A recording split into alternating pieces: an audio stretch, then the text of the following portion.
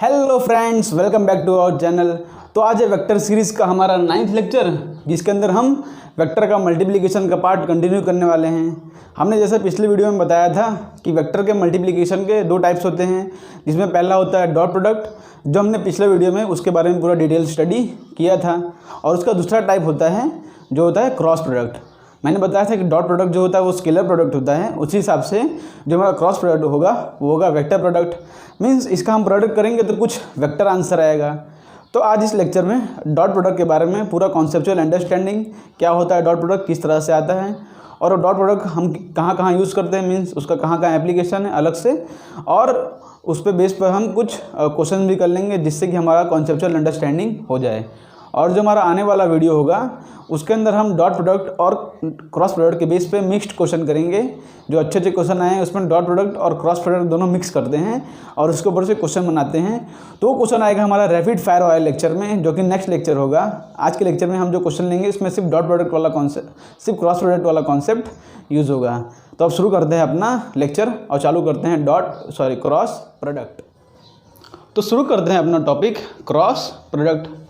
तो यहाँ पर अपना टॉपिक लिख लेते हैं, यहाँ पर क्रॉस प्रोडक्ट।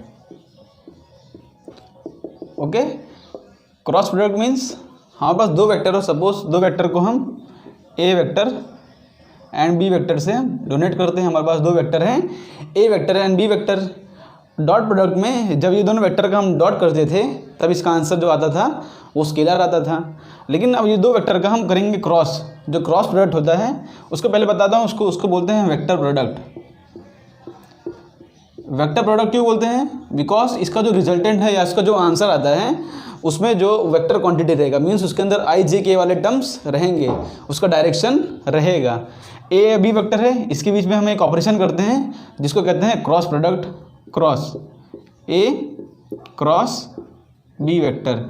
ये क्रॉस जो है इसको मल्टीप्लिकेशन नहीं इसको बोलना है, इसको प्रोनाउंस करना है क्रॉस।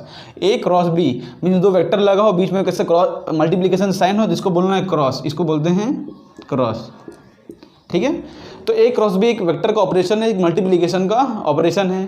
तो इसका जो आंसर आएगा, सपोज इसका जो आंसर आता है वो रिजल्टेंट है, तो रिजल्टेंट जो रहेगा वो भी एक वेक्टर क्वांटिटी रहेगा। देखो मैंने इसको डायरेक्शन दिखाया है, तो ये भी है एक वेक्टर क्वांटिटी। दो वेक्टर का हमने रिजल्टेंट लिया, आंसर आया वेक्टर, उसको कहते हैं क्रॉस प्रोडक्ट। दो वेक्टर है, रिजल्टेंट लिया, आंसर आया स्केलर, तो उसको कहते हैं हम डॉट प्रोडक्ट। ये भी वेक्टर है, ए जो है ये भी वेक्टर है और बी है वो वेक्टर है। और दो वेक्टर का हमने किया क्रॉस प्रोडक्ट। किस तरह किया जाता है वो तो आगे देखेंगे, लेकिन दो वेक्टर के बीच में अगर क्रॉस प्रोडक्ट करते हैं हमारा आंसर आता है वेक्टर, तो उसे हम कहते हैं क्रॉस प्रोडक्ट या फिर वेक्टर प्रोडक्ट। ठीक है, जो क्रॉस प्रोडक्ट का सिंबल होता है वो इस तरह से दिया रहता है एक्स के साइन में। इसको मल्टीप्लिकेशन नहीं बोलना है, इसको बोलना है क्रॉस। उसका आंसर भी जाएगा, उसका भी आंसर आएगा आर वेक्टर। ठीक है, ये जो वेक्टर रहेगा इसके पास मैग्नीट्यूड भी रहेगा और डायरेक्शन भी रहेगा, क्योंकि ये वेक्टर क्वांटिटी है। तो एक बीच में हमने क्रॉस किया, आंसर आया हमारा वेक्टर। ठीक है, तो आर जो होगा वेक्टर क्वांटिटी होगा। इसका एग्जांपल भी देख लेते हैं हम, बहुत से एग्जांपल होते हैं हमारे पास। जैसे एक टॉर्क होता है, टॉर्क जो फॉर्मूला होता है वो फॉर्मूला होता है आर क्रॉस एफ। टॉर्क का फॉर्मूला होता है आर क्रॉस एफ। ऐसे बहुत से फिजिक्स में एग्जांपल है जो आप सिर्फ नोट करने के लिए नोट कर लो, बिकॉज टॉर्क होता है आर क्रॉस एफ। तो ये दो वेक्टर के बीच में अगर हमको फाइंड करना होगा टॉर्क की वैल्यू, तो हम आर क्रॉस एफ करेंगे। ऐसे और एग्जांपल होता है फिजिक्स में, होता है एंगुलर मोमेंटम का। ये आपने पढ़ा नहीं है लेकिन आप इसको सिर्फ नोट कर लो, बिकॉज ये सब एग्जाम्पल्स हैं। कभी आप इसको पढ़ोगे तो याद आएगा आपको आर क्रॉस पी। ठीक है, पी जो होता है वो लीनियर मोमेंटम होता है, इसकी जो वैल्यू होती है वो एम इंटू पी वेक्टर होती है। आर क्रॉस पी होता है एंगुलर मोमेंटम और टॉर्क होता है आर क्रॉस एफ। अब देखो यहाँ पर दो वेक्टर दिए हैं, इसको हम दो वेक्टर, ये जो दो वेक्टर रहेंगे ये एक प्लेन वेक्टर रहेंगे, मीन्स एक प्लेन में रहेंगे। और इसका जो मैग्नीट्यूड आता है वो हम देखते हैं पहले। देखो यहाँ पर हम दो वेक्टर ड्रॉ करते हैं इस तरह से एक प्लेन में। प्लेन का मीनिंग क्या होता है? सपोज ये एक्स है, देखो ये x है, ये y है और ये z है। तो ये जो हमारा प्लेन हो जाएगा ये वाला, ये हो जाएगा एक्स वाई प्लेन। ये कौन सा प्लेन हो जाएगा? X Y plane. जैसे समझते हैं यहाँ पर देखो इस तरह से, देखो यहाँ पर x प्लेन है, ये y है और ये देखो z वेक्टर है। ठीक है, देखो यहाँ पर समझते, ये x है, y है और ये हमारा z वेक्टर। तो ये जो प्लेन हो जाएगा ये वाला, ये हो जाएगा एक्स वाई प्लेन। और देखो ये y है और ये z है, तो ये जो प्लेन हो जाएगा ये हो जाएगा वाई जेड प्लेन। ये x है और ये z है, तो ये जो प्लेन हो जाएगा ये हो जाएगा एक्स जेड प्लेन। तो क्रॉस प्रोडक्ट में कोई दो वेक्टर एक प्लेन में रहेंगे, ठीक है। तो हम यहाँ पर दो वेक्टर ड्रॉ करते हैं जो कि टेल से टेल ज्वाइंट रहेंगे, ठीक है। एक वेक्टर का नाम देते हैं हम ए वेक्टर और दूसरे वेक्टर का नाम देंगे हम बी वेक्टर। तो ए और बी वेक्टर के बीच में जो एंगल रहेगा वो रहेगा थीटा। ए और जो बी वेक्टर है उसके बीच में जो एंगल रहेगा थीटा। और क्रॉस प्रोडक्ट का जो मैग्नीट्यूड आता है उसका वैल्यू क्या आता है, ए क्रॉस बी का जो मैग्नीट्यूड आता है, इसको मैग्नीट्यूड इस तरह से रिप्रेजेंट करते हैं मैग्नीट्यूड। इसका मैग्नीट्यूड आता है A magnitude of A into magnitude of B into sine theta. Cross product का जो मैग्नीट्यूड आता है वो आता है magnitude of A into magnitude of B into sine theta. दो वेक्टर दिया उसके बीच में एंगल थीटा हो और बोले क्रॉस प्रोडक्ट का मैग्नीट्यूड फाइंड करो, तो अब ए वेक्टर का मैग्नीट्यूड इंटू बी वेक्टर का मैग्नीट्यूड इंटू साइन थीटा। या तो इसको आप ऐसे भी लिख सकते हो A into B into sine theta. तो क्रॉस प्रोडक्ट का मैग्नीट्यूड ये है magnitude of A cross product, magnitude of resultant of cross product, resultant of cross product. इसका जो आंसर आएगा उसका जो मैग्नीट्यूड है वो है A into B into sine theta. और थीटा कौन सा एंगल होता है, थीटा एंगल होता है between the vector A and vector B. और थीटा जो है 180 डिग्री छोटा होना चाहिए और स्मॉलर एंगल होना चाहिए, ठीक है। Theta is the smaller of both the angles. A और बी के बीच में ये भी एंगल हो, ठीक है, ये एंगल भी है वो ए और बी के बीच में है, लेकिन थीटा कौन सा एंगल लेना है, जो ए और बी के बीच में जो स्मॉलर एंगल हो, ठीक है। तो यहाँ पर लिख लेते हो theta should be smaller angle between two vectors,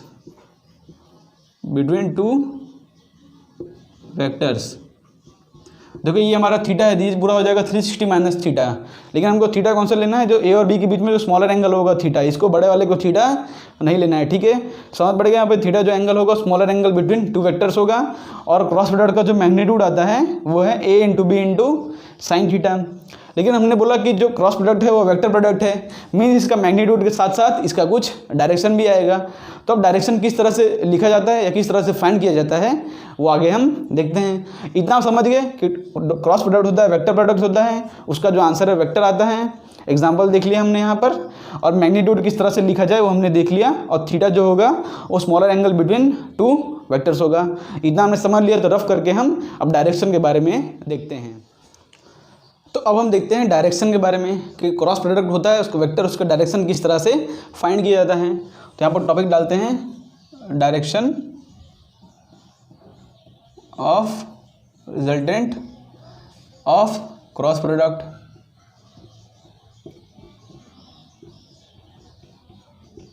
okay, ball pen यहाँ पर चेंज कर लेते हैं, ब्लू पेन ले लेते हैं। तो direction of resultant of A cross product यहाँ पर हम देखते हैं, ठीक है। तो हमने क्या बोला था कि दो वेक्टर हो हमारे पास, ए वेक्टर हो और बी वेक्टर हो, दोनों बीच में हम क्रॉस करते हैं तो हमारा एक रिजल्टेंट आता है जिसकी वैल्यू आती है आर, मैंने आर से अज्यूम किया उसको, और वो होता है एक वेक्टर होता है, ठीक है। ए और बी के बीच में क्रॉस करें, उसका रिजल्टेंट आता है वो होता है वेक्टर। और ए और बी का मैग्नीट्यूड हमने क्या बोला है, इसको याद कर लो। ए और बी का मैग्नीट्यूड होता है A into B into sine theta. अब हमको ढूंढना है डायरेक्शन। तो ए और बी वेक्टर को हम ड्रॉ कर लेते हैं, उसके बाद इसका डायरेक्शन समझते हैं। तो ए और बी वेक्टर जो होगा वो किसी एक प्लेन में होगा। प्लेन जैसे समझा दिया, ये बोर्ड जो हो गया वो प्लेन हो गया, एक्स वाई प्लेन होता है। जैसे यहाँ पर ये बुक है, यहाँ पर ये बुक है, ये बुक एक प्लेन हो जाएगी। तो दो वेक्टर जो होंगे ए और बी वो इसी प्लेन में लाई करेंगे, ठीक है। कोई भी ऐसा प्लेन हो सकता है। देखो यहाँ पर मैं दो प्लेन ड्रॉ कर दे रहा हूँ। एक प्लेन देखो ए और बी वेक्टर हो जाएगा इस तरह से, इस तरह से ए और बी वेक्टर हो जाएगा, ठीक है। यहाँ पर दिख रहा है, उस तरह से कोई भी प्लेन हो सकता है। ये प्लेन हो गया, यहाँ पर ए और बी वेक्टर हो सकते हैं। लेकिन जो ए और बी वेक्टर होंगे वो एक प्लेन में लाई करेंगे। तो यहाँ पर ए और बी वेक्टर हम ड्रॉ कर देते हैं। सपोज देखो यहाँ पर एक प्लेन ड्रॉ करता हूँ मैं इस तरह से, और यहाँ पर मैंने ए वेक्टर, देखो ये हमारा ए वेक्टर हो गया और ये हमारा हो गया बी वेक्टर, और ये बीच में हमारा एंगल हो गया थीटा। तो ए वेक्टर और बी वेक्टर को हमने एक प्लेन में ड्रॉ कर दिया। उसके बाद हमने मैग्नीट्यूड उसका फाइंड कर लिया। फाइंड करना है इसका डायरेक्शन, तो यहाँ पर लिखता हूँ मैं, और direction is given by right hand thumb rule. तो ए क्रॉस बी का जो रिजल्टेंट का जो इसका जो आंसर होता है उसका डायरेक्शन फाइंड करने के लिए हम यूज़ करते हैं राइट हैंड थंब रूल। क्या यूज़ करते हैं हम? Right hand thumb rule. Right hand अपना ये है और उसका राइट हैंड थंब रूल हम यूज़ करते हैं, ठीक है। और इसका जो आंसर रहेगा, हमारा आंसर क्या है? R vector. हमारा जो आंसर रहेगा आर वेक्टर, वो जो रहेगा वो ए वेक्टर के भी परपेंडिकुलर रहेगा और बी वेक्टर के भी परपेंडिकुलर रहेगा। हमारा जो आर वेक्टर का जो आंसर रहेगा will be perpendicular to A vector also, ऐसे और नहीं है, ऑल्सो दोनों के परपेंडिकुलर होना ही चाहिए। और जो हमारा आर वेक्टर रहेगा वो परपेंडिकुलर टू रहेगा बी वेक्टर के भी। मीन्स हमारा जो इसका रिजल्टेंट का जो आंसर रहेगा ए क्रॉस बी का, वो ए वेक्टर के भी परपेंडिकुलर रहेगा और बी वेक्टर के भी परपेंडिकुलर रहेगा। Perpendicular means at the angle of 90 degree. तो ये पॉइंट आप नोट कर लो, बहुत ही इंपॉर्टेंट पॉइंट है कि R vector will be perpendicular to A vector and R vector will be perpendicular to B vector. Directly ये 5 स्टार पॉइंट है, directly पूछा जाता है कि क्रॉस प्रोडक्ट में क्या होता है, ए वेक्टर के परपेंडिकुलर रहेगा, बी वेक्टर के परपेंडिकुलर रहेगा। ऐसे क्वेश्चन बहुत बार आ चुके हैं, तो ये पॉइंट को याद रख लो आप। तो देखो मैंने यहाँ पर ए और बी वेक्टर ड्रॉ कर लिया। तो राइट हैंड थंब रूल क्या होता है हम समझते हैं। यहाँ पर राइट हैंड थंब रूल मतलब होता है कि जहाँ पर दो वेक्टर टेल से टेल ज्वाइन है, यहाँ पर दो वेक्टर टेल से टेल्ड ज्वाइन है, तो वहाँ पर अपना राइट हैंड रखो। वहाँ पर क्या रखना है? अपना राइट हैंड। मैंने यहाँ पर अपना राइट हैंड रख दिया इस तरह से, ठीक है। और हमको ढूंढना है ए क्रॉस बी। हमको क्या फाइंड करना है? यहाँ पर हमको फाइंड करना है ए क्रॉस बी। तो अपना जो फिंगर है उसको ए से लेके बी तक कर्ल करना है। देखो जहाँ टेल से टेल ज्वाइन है वहाँ पर मैंने अपना हाथ रखा, देखो मैंने अपना हाथ रखा और अपना जो फिंगर है वो ए से बी तक कर्ल करना। देखो अपना फिंगर जो है ए से बी तक कर्ल करो, ए से बी तक कर्ल करो। और किसके डायरेक्शन में? थीटा के डायरेक्शन में। देखो थीटा के डायरेक्शन में कर्ल कर रहा हूँ, इस तरह से नहीं कर्ल करना है, उल्टा सीधा कर्ल करो। टेल से टेल जहाँ ज्वाइन है वहाँ से अपना हाथ रखो और उसको डायरेक्शन ऑफ फिंगर को ए से बी तक कर्ल करो। सपोज हमारा देखो सपोज करता हूँ कि हमारा एक प्लेन है और एग्जांपल के तौर पर ले लेते हैं कि हमारा जो ये एक्स एक्सिस है, ये हमारा वाई एक्सिस है। एग्जांपल के तौर पर ले लेता हूँ मैं सपोज। तो देखो मैं इसको इस तरह से कर्ल कर रहा हूँ। तो देखो एक्स वाई प्लेन है, मैंने इसको यहाँ पर रखा और ए से बी की डायरेक्शन में, बिकॉज हमको ए क्रॉस बी फाइंड करना है इसलिए ए से लेके बी तक जा रहा हूँ। अगर बी क्रॉस ए फाइंड करना होगा तो बी से लेके ए तक जाऊँगा, ठीक है। तो ए से लेकर बी तक जा रहा हूँ। तो जहाँ तुम्हारा थंब पॉइंट करेगा, जहाँ तुम्हारा थंब पॉइंट करेगा वही देगा रिजल्टेंट का आंसर और वही होगा हमारा रिजल्टेंट वेक्टर का आंसर। देखो ए जहाँ देखो दो वेक्टर यहाँ पर टेल से टेल ज्वाइन है, ठीक है। तो यहाँ पर अपना हाथ रखो और ए क्रॉस बी ढूंढना है, इसलिए ए से बी तक कर्ल करो अपना फिंगर। ये मेरा फिंगर है, इसको मैंने ए से बी तक कर्ल किया।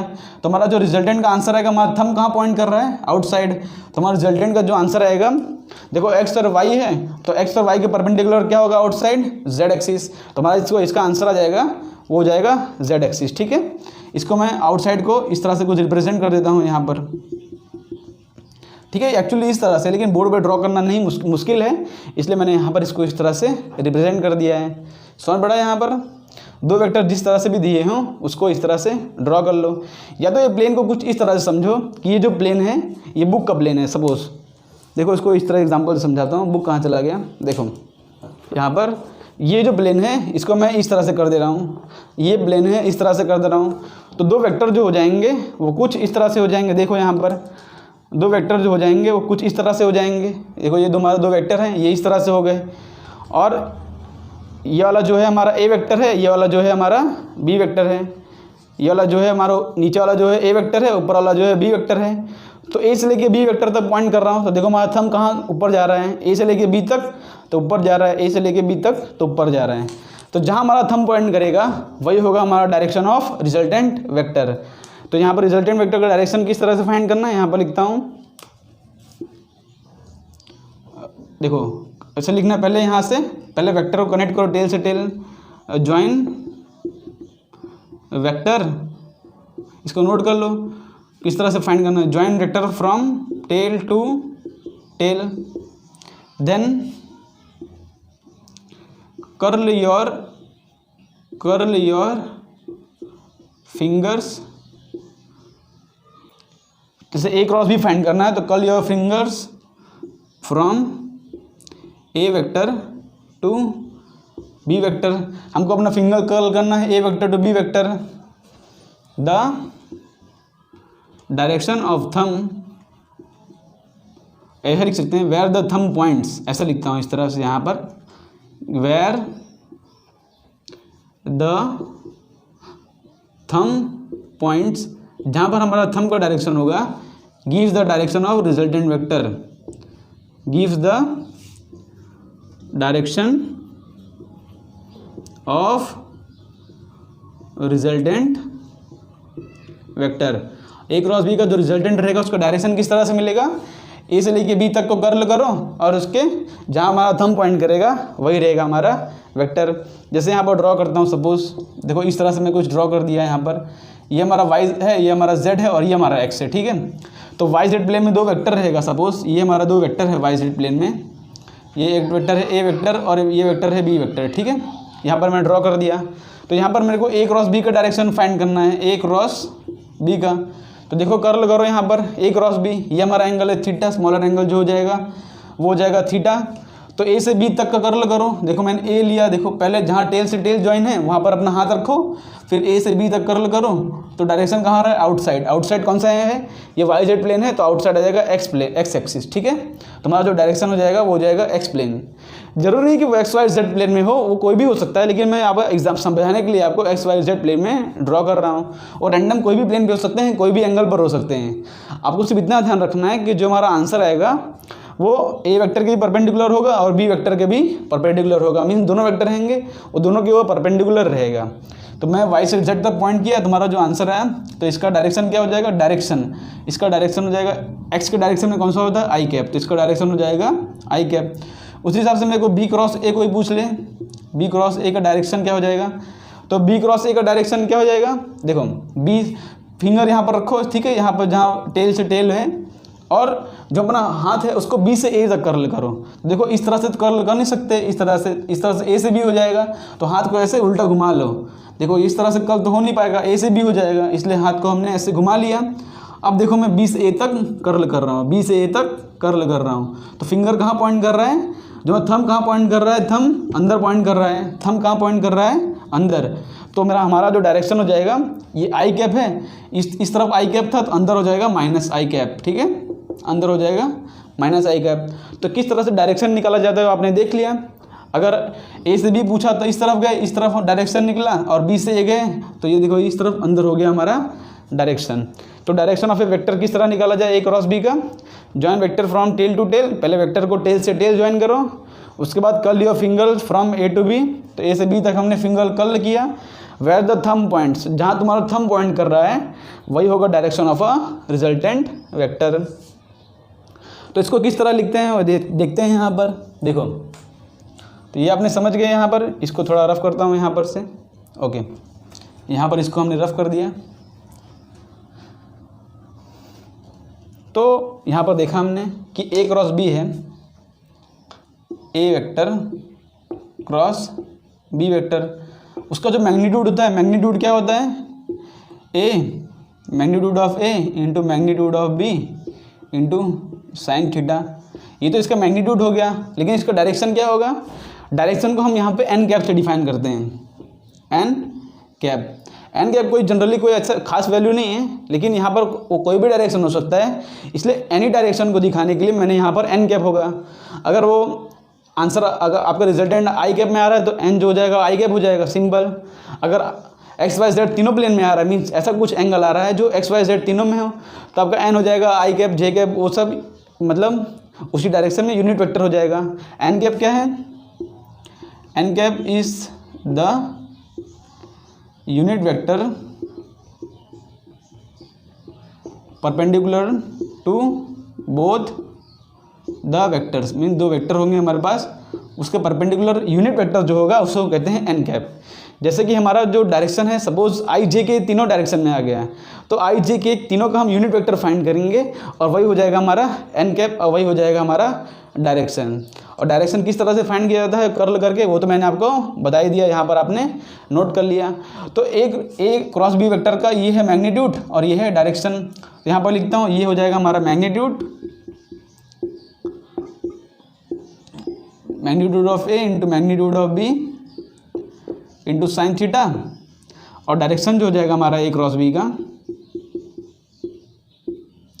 हमारा जो डायरेक्शन हो जाएगा, सपोज इसका रिजल्टेंट आर है तो आर इक्वल टू लिखता हूँ मैं यहाँ पर, तो आर वेक्टर का जो डायरेक्शन हो जाएगा उसको हम डिफाइन किया है हमने एन कैप से। ओके, तो वेक्टर का मैग्नीट्यूड और डायरेक्शन किस तरह से फाइंड किया जाए वो हमने देख लिया है। तो इसके बेस पे एक छोटा सा क्वेश्चन कर लेते हैं, उसके बाद हम कुछ स्पेशल केसेस देख लेंगे। तो इसको यहाँ पर हमारे सामने एक क्वेश्चन है, इसको हम कर लेते हैं।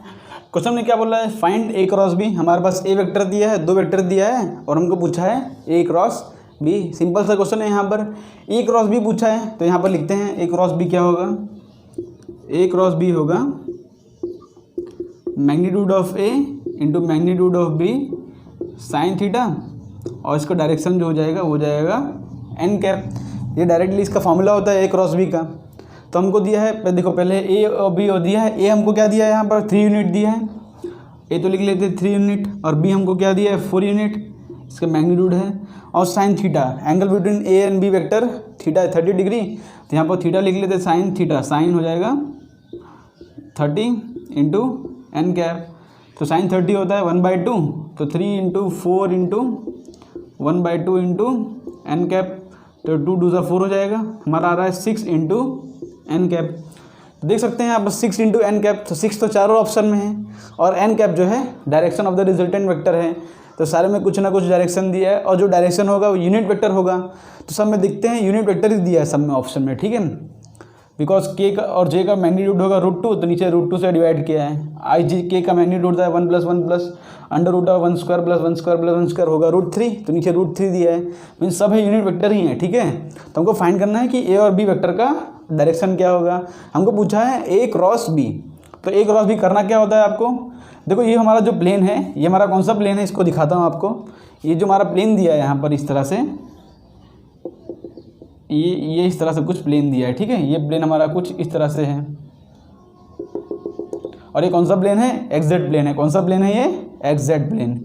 ये Z है और ये X है, तो ये जो प्लेन हो जाएगा ये हमारा हो जाएगा XZ प्लेन। तो XZ प्लेन में हमारे को 2 वेक्टर दिया है, तो क्या करेंगे हम, ए क्रॉस बी पूछा है हमको। तो देखो हमारा ए क्रॉस बी, हमको क्या करना है, यहाँ पर जहाँ टेल से टेल ज्वाइन है वहाँ पर हाथ रखना है और ए से बी तक कर्ल करना है।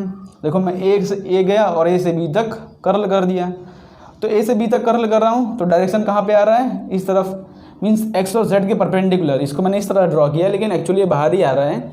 तो ए और बी के परपेंडिकुलर कौन सा डायरेक्शन हो गया, देखो ए और बी के परपेंडिकुलर ये वाला डायरेक्शन हो गया।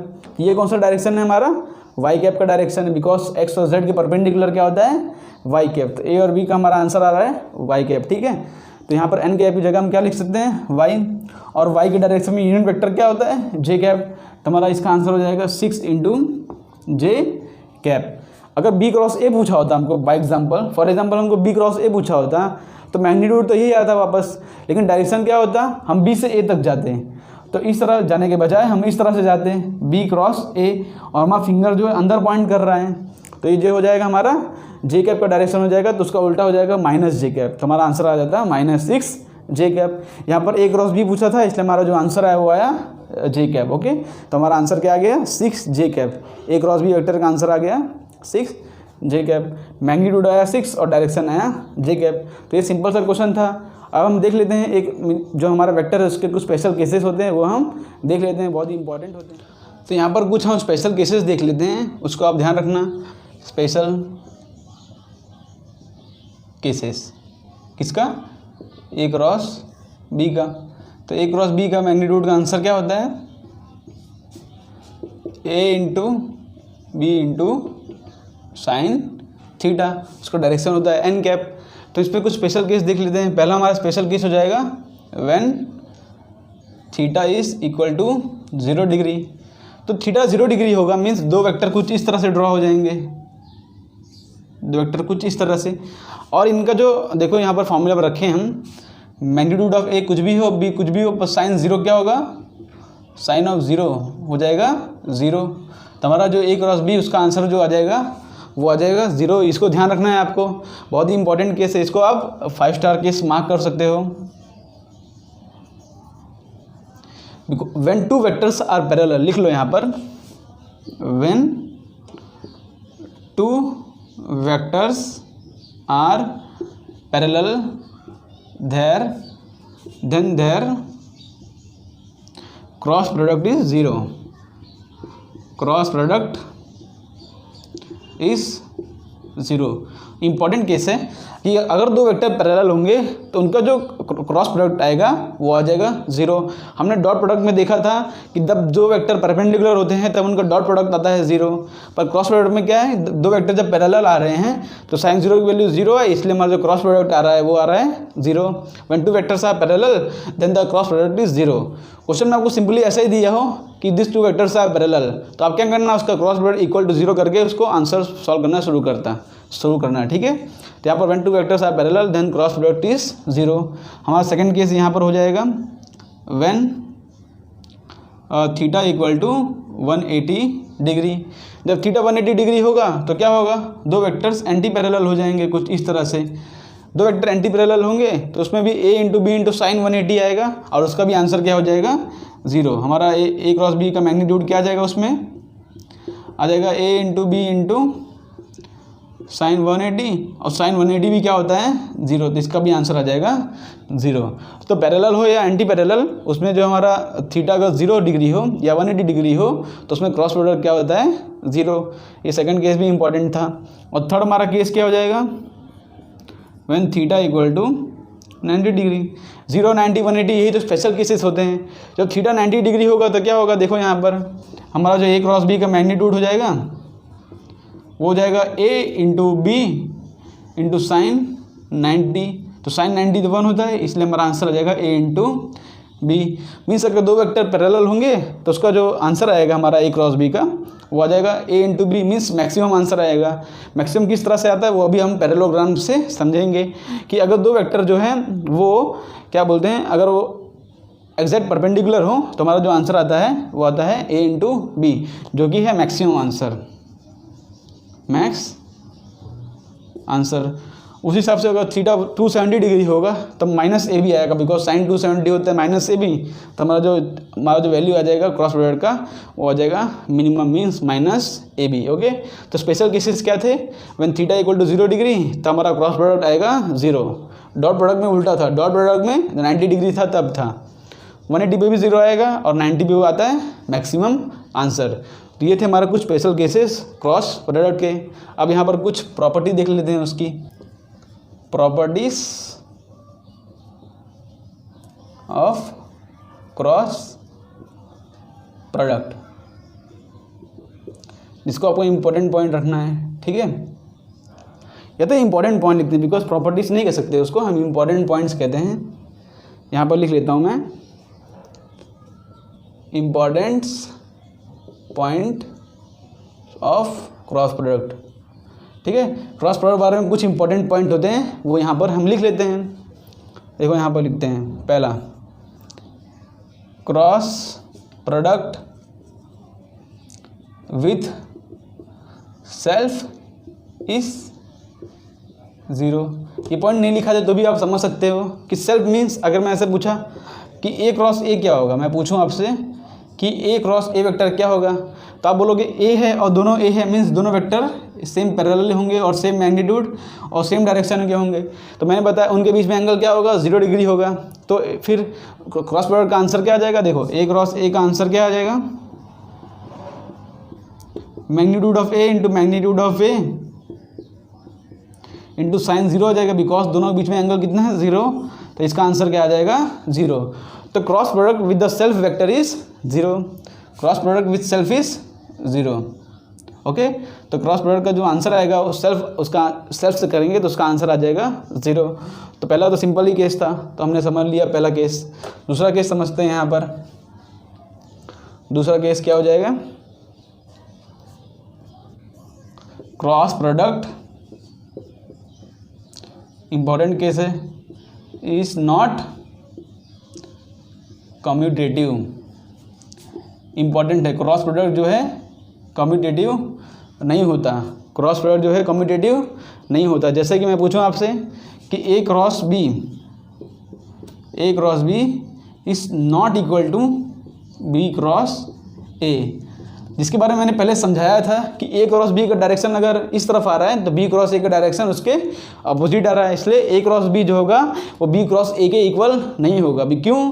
क्योंकि इन दोनों का डायरेक्शन अपोजिट है। जैसे यहाँ पर दो वेक्टर हैं कुछ इस तरह से, ठीक है, इनके बीच में एंगल थीटा है, ये हमारा ए वेक्टर, ये हमारा बी वेक्टर, ठीक है। तो अगर हम ए क्रॉस बी फाइंड करेंगे इस तरह से ए क्रॉस बी, तो इसका जो आंसर आएगा रिजल्टेंट वो इन दोनों के परपेंडिकुलर होगा। अगर ये हमारा एक प्लेन बन जाए कुछ, सपोज ये हमारा प्लेन है, तो ए क्रॉस बी होगा, दोनों वेक्टर के परपेंडिकुलर आएगा, ये हमारा हो जाएगा रिजल्टेंट वेक्टर। किसका आंसर है? ए क्रॉस बी का। ए क्रॉस बी होगा, ये प्लेन के परपेंडिकुलर होगा, जिसको मैंने इस तरह से ड्रॉ किया है। और ये जो होगा बी से भी परपेंडिकुलर है, ए से भी परपेंडिकुलर है, और इसका डायरेक्शन जो है इस तरफ है। और लेकिन मैं बी क्रॉस ए फाइंड करूँ तो बी क्रॉस ए, बी से लेके ए तक पॉइंट करूँ तो वो अंदर जा रहा है, मीन्स ये प्लेन के परपेंडिकुलर इस तरफ डायरेक्शन में।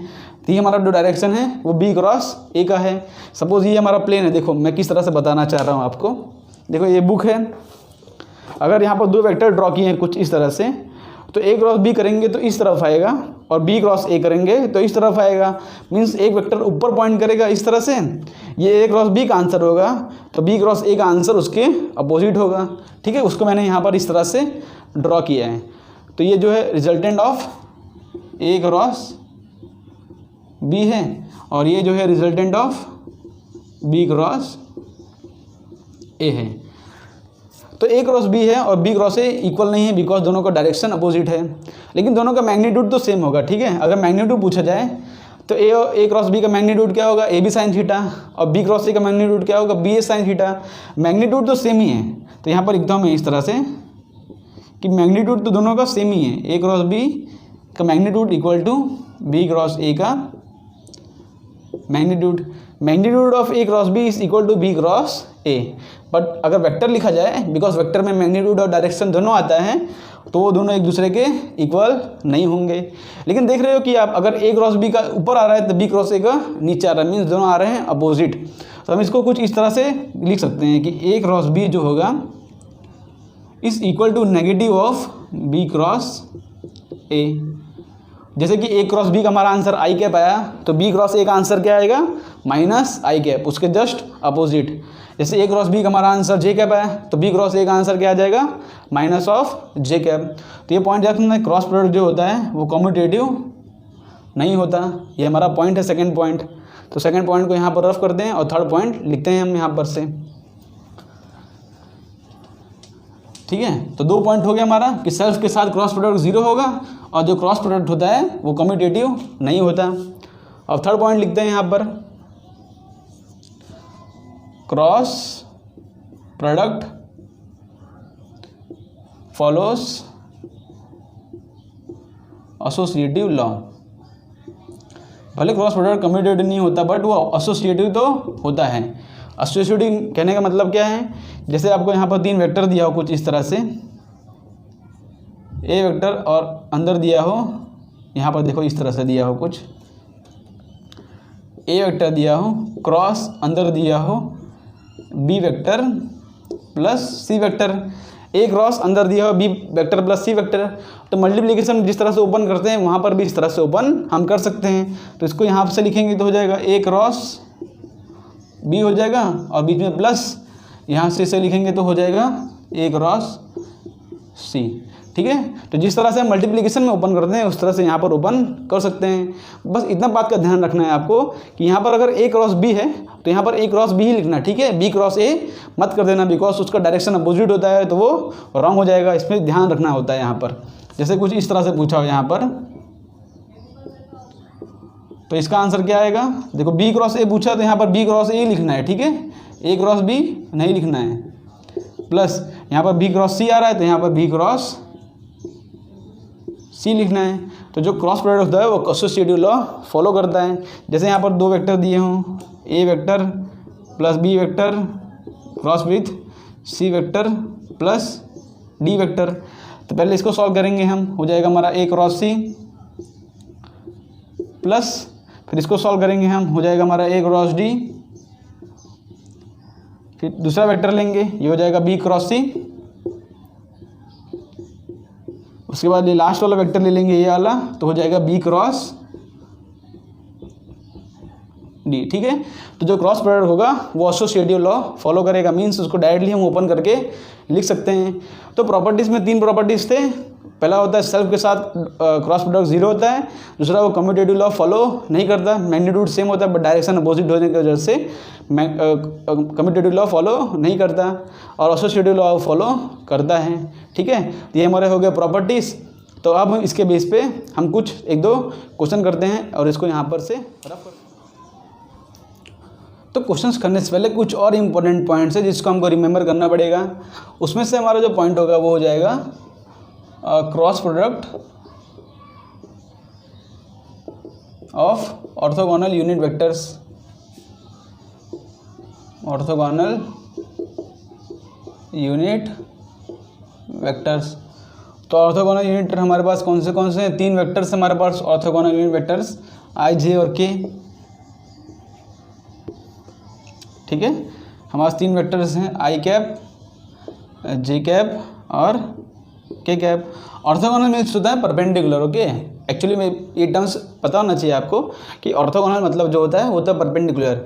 ये आई, जे के तीनों एक दूसरे के परपेंडिकुलर होते हैं, इसलिए हम लिखते हैं उसको ऑर्थोगोनल यूनिट वेक्टर्स।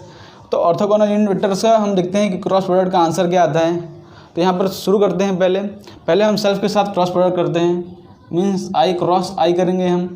तो आई क्रॉस आई मीन दोनों सेम वेक्टर हैं, तो उसका फिर सेम वेक्टर है मीन दोनों का जो हो जाएगा एंगल दोनों वेक्टर के बीच में हो जाएगा 0 डिग्री, तो इसका जो आंसर आ जाएगा वो आ जाएगा 0।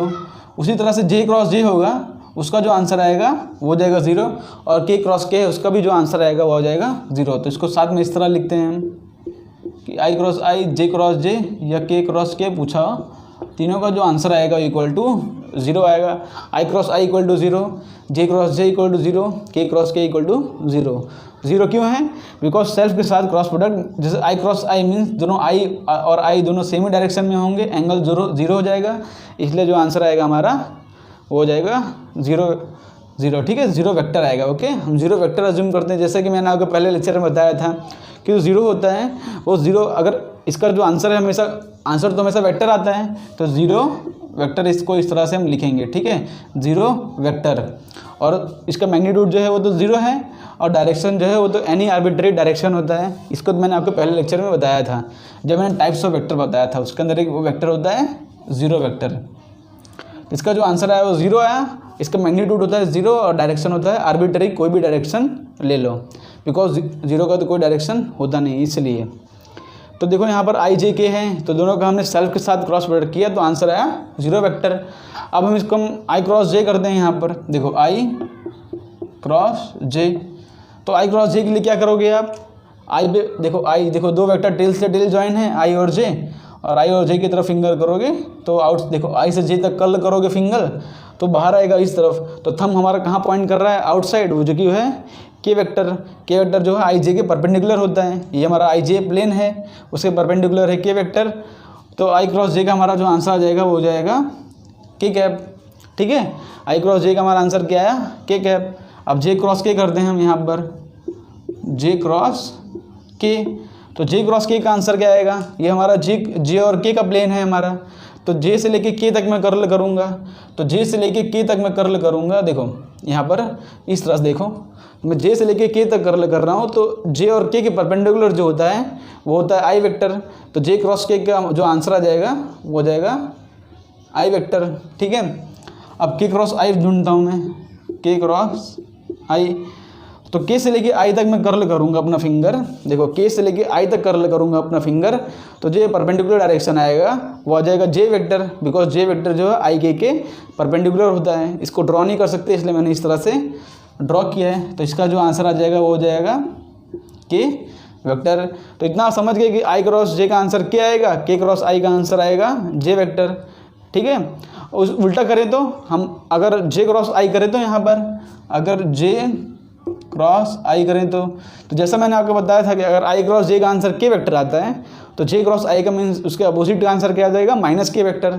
समझ लेते हैं यहाँ पर जे क्रॉस आई, देखो जे से लेके आई तक क्रॉस करो, जे से फिंगर रखो और आई तक क्रॉस करो। हमारा जो फिंगर पॉइंट कर रहा है वो इनसाइड पॉइंट कर रहा है, तो जे क्रॉस आई जो हो जाएगा वो हो जाएगा माइनस के वेक्टर, बिकॉज इस तरफ तो होता है के वेक्टर, तो अंदर जो हो जाएगा वो हो जाएगा माइनस के वेक्टर। उसी तरह से अगर हम के क्रॉस जे करेंगे यहाँ पर के क्रॉस जे, तो उसका आंसर आएगा माइनस आई वेक्टर, और आई क्रॉस के करेंगे तो उसका जो आंसर आएगा हो जाएगा ओके, यहाँ पर माइनस जे आएगा ओके।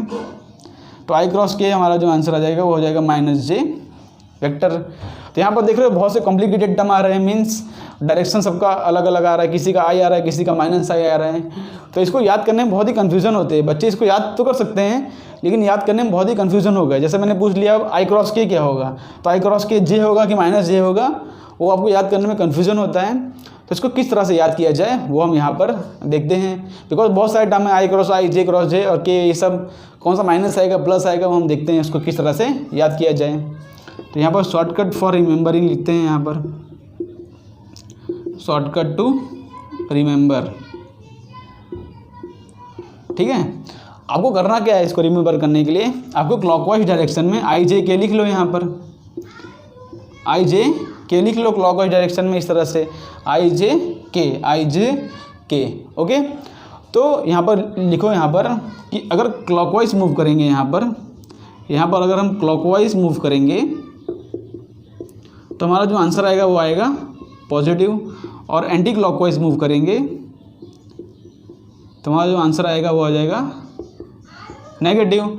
तो क्लॉकवाइज मूव करेंगे तो हमारा आंसर आएगा पॉजिटिव, और एंटी क्लॉकवाइज मूव करेंगे तो हमारा आंसर आएगा नेगेटिव। देखो यहाँ पर अगर हमसे पूछ लिया किसी ने आई क्रॉस जे, तो आई क्रॉस जे जो है ये हमारा क्लॉकवाइज मूवमेंट है, तो हमारा आंसर क्या आएगा, हमारा आंसर तो आएगा पॉजिटिव, और आंसर आएगा क्या, जो बचा हुआ वेक्टर होगा वो। तो हमारा आंसर क्या है यहाँ पर प्लस के कैप।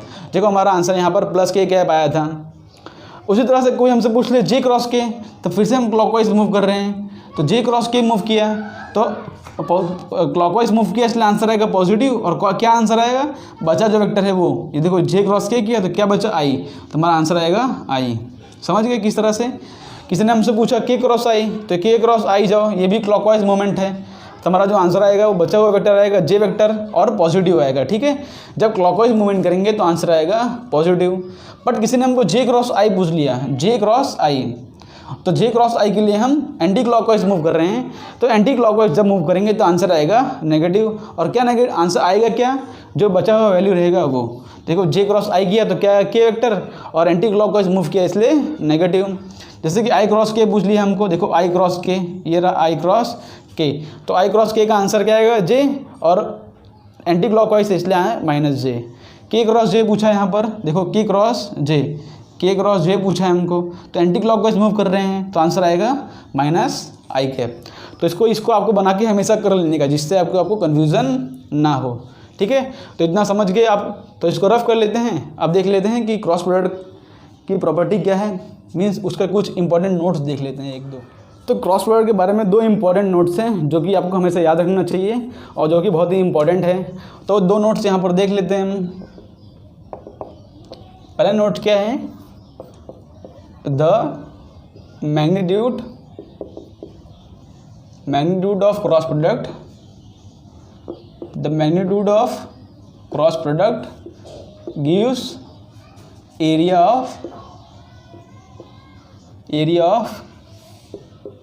पैरेललोग्राम।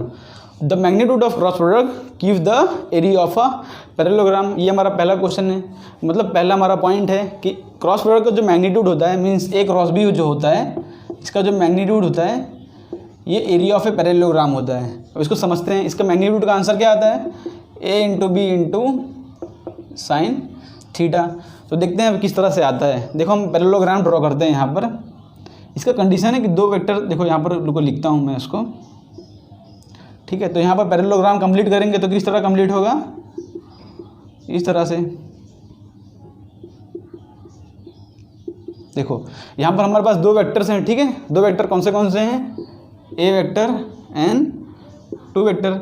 यहाँ पर लिख लो दो वेक्टर्स होंगे वो एडजेसेंट वेक्टर होने चाहिए। एडजेसेंट मीन्स जैसे ये वेक्टर है तो इसके बाजू वाला ये वेक्टर है, दो वेक्टर एडजेसेंट होने चाहिए और टेल से टेल जॉइंट होने चाहिए। जैसे यहाँ पर ये अगर ये वेक्टर होगा हमारा तो इसके साथ हमारा ये वेक्टर होना चाहिए, ठीक है, ये वाला। ये दो भी एडजेसेंट वेक्टर हैं पर इसको और इसको साथ में नहीं ले सकते। एडजेसेंट मीन्स बाजू बाजू वाले वेक्टर्स, दो वेक्टर्स बाजू बाजू वाले होने चाहिए, यहाँ वाले और यहाँ वाले, या यहाँ वाले, यहाँ वाला और यहाँ वाला हम नहीं ले सकते। तो दो वेक्टर जो होने चाहिए एडजेसेंट और टेल से टेल जॉइंट होने चाहिए। यहाँ पर लिख लो, यहाँ पर vectors should be adjacent and should be joint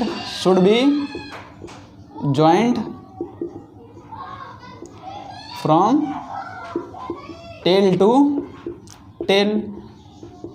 दो वेक्टर जो होने चाहिए वो एडजेसेंट होने चाहिए और वो टेल से टेल जॉइन होने चाहिए। देखो हमारा ए वेक्टर है, ये हमारा बी वेक्टर है, तो यहाँ पर हम परपेंडिकुलर लाइन ड्रॉ कर लेते हैं। Perpendicular line, area of a parallelogram क्या होता है देखो हम समझते हैं। यहाँ पर हमने यहाँ पर परपेंडिकुलर लाइन ड्रॉ कर लिया, तो देखो यहाँ पर ये अगर ये देखो ये हमारा ए वेक्टर है, सपोज ये हमारा ए वेक्टर है, ये हमारा बी वेक्टर है, तो ये होता है बी कॉस थीटा। देखो अगर ये हमारा थीटा एंगल सपोज, तो ये होता है हमारा बी कॉस थीटा और ये होता है हमारा बी साइन थीटा, तो इसके परपेंडिकुलर ये हो जाएगा हमारा बी साइन थीटा। और हमारा ए वेक्टर क्या है ये, तो एरिया ऑफ पैरेललोग्राम क्या होता है देखो बेस इंटू हाइट हो गया। देखो ये बेस है और ये हाइट है। एरिया ऑफ ए पैरेललोग्राम ढूंढ लें हम, तो देखो यहाँ पर क्या लिखेंगे हम, area equal to area of parallelogram. देखो यहाँ पर कुछ इस तरह से कंप्लीट करूँ तो equal to A into B sine theta, ये बेस है और ये हाइट है, तो A into B sine theta.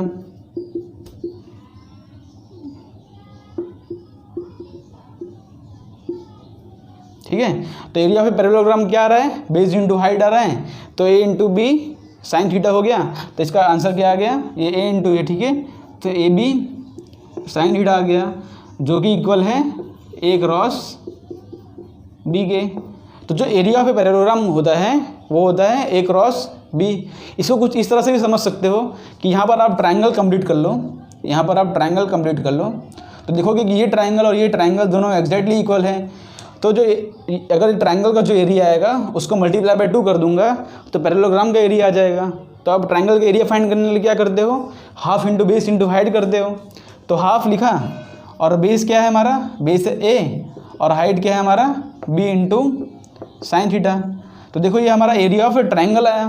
तो एरिया ऑफ ट्रायंगल क्या हो गया, half into base into height, तो ये हो गया half times of A cross B आ रहा है, ए क्रॉस बी का मैग्नीट्यूड।